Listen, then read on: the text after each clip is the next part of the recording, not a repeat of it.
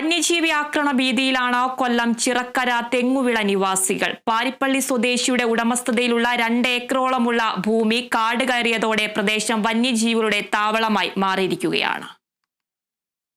കൊല്ലം തെങ്ങുവിള സ്വദേശികളുടെ പേടി സ്വപ്നമാണ് കാടുമൂടി വനസമാനമായി കിടക്കുന്ന ഈ സ്ഥലം. മുൻപ് വളരെ വിപുലമായി കൃഷിയിറക്കിയ സ്ഥലമായിരുന്നു.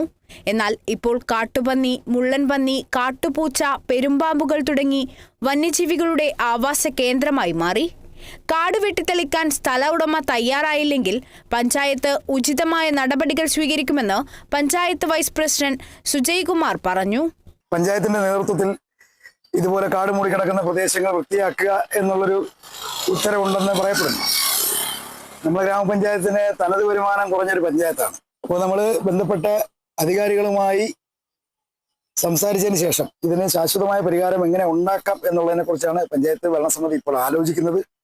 ഈ ഭൂമിക്ക് സമീപമുള്ള UP സ്കൂളിലെ വിദ്യാർത്ഥികളും വന്യമൃഗങ്ങളുടെ ആക്രമണത്തിന്റെ ഭീതിയിലാണ്. കൃഷിയിടങ്ങളിലും വന്യജീവി ശല്യം രൂക്ഷമാണ്. ഞാൻ കാടൊക്കെ വെട്ടുകഴിച്ച് കൃഷി ചെയ്തുകൊണ്ട് പന്നി കയറി ശല്യം ചെയ്തുകൊണ്ടിരിക്കുകയാണ്. കനാല് പന്നി കയറി അത് പെറ്റുകരി കിടക്കുകയാണ്, അത് നശിപ്പിച്ചുകൊണ്ടിരിക്കുകയാണ്. ഞങ്ങൾ ഈ പോളച്ചിറ മൊത്തം, വേല മൊത്തം 50-50 സെന്റ് സ്ഥലത്തിനകത്തുള്ള കൃഷി മൊത്തം ഇത് പന്നി കയറി നശിപ്പിച്ചുകൊണ്ടിരിക്കുക.